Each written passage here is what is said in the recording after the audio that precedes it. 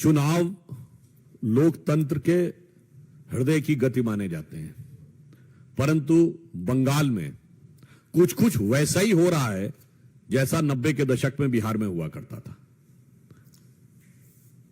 लोकतंत्र के इस पर्व को रक्त रंजित करने के जितने कृत्य बंगाल की सरकार ने किए हैं, वो एक के बाद एक संवैधानिक उपकरणों से एक्सपोज होते जा रहे हैं। यदि तृणमूल की सरकार यह बात कहती है तो यह निर्णय तो न्यायालय ने लिया है।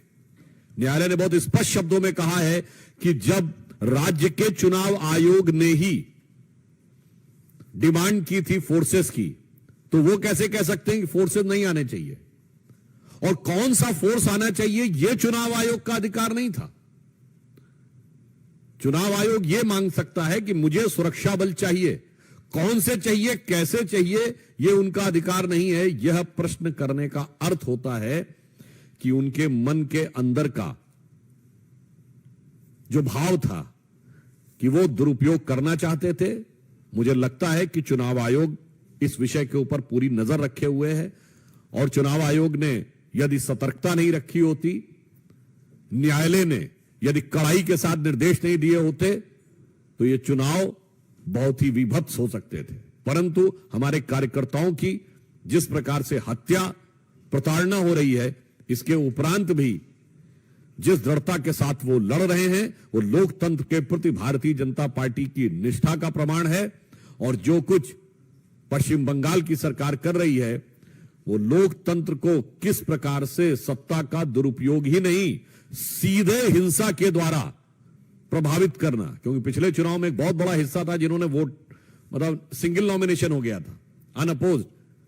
मगर उससे ज्यादा बड़ी बात यह है कि इसमें किसी को भी न लोकतंत्र की समस्या नजर आ रही है, न लोकतंत्र में हत्या नजर आ रही है। क्योंकि ये सब वो लोग हैं जिनको किसी भी प्रकार के कृत्य में बस भारतीय जनता पार्टी और मोदी जी के विरोध का सुंदर संगीत नजर आता है। चाहे व्यक्ति कार्यकर्ताओं की हत्या हो जाए, चाहे लोकतंत्र रक्त रंजित हो जाए। देखिए, बंगाल में लगातार हिंसा जारी नहीं है, वर्षों से हिंसा जारी है, और हिंसा जारी नहीं है, उत्तरोत्तर बढ़ती जा रही है। स्थितियां बद से बदतर होती चली जा रही हैं, और हिंसा का स्वरूप यह है कि भारतीय जनता पार्टी के कार्यकर्ताओं की हत्या हो रही है, कम्युनिस्ट और कांग्रेस कार्यकर्ताओं की भी हत्या हो रही है। और इतना ही नहीं, आप सोचिए कि बंगाल को उस मुकाम पे ले जाके पहुंचा दिया है कि तृणमूल कांग्रेस के गुट आपस में एक दूसरे के विरुद्ध हिंसात्मक कार्रवाइयां कर रहे हैं, वो एक दूसरे की हत्या करवाने में लगे हुए हैं।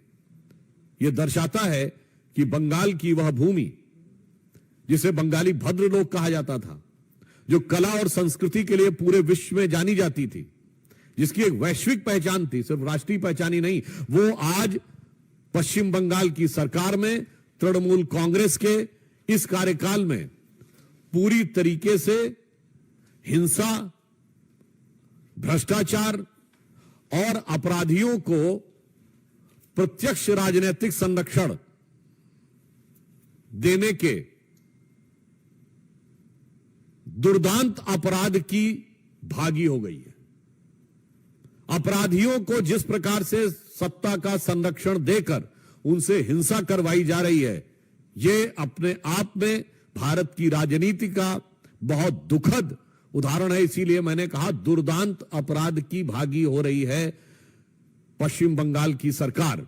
और उससे ज्यादा दुख यह है कि ये उस प्रांत के हैं जहां से कला, संस्कृति, ज्ञान और विज्ञान का केंद्र भारत में रहता था, वो आज अपराध, खतरनाक तुष्टीकरण, राष्ट्र विरोधी गतिविधियों और लोकतंत्र के अंदर हिंसा का पूरे भारत में एक दुखद और दर्दनाक उदाहरण बन के उभरा है।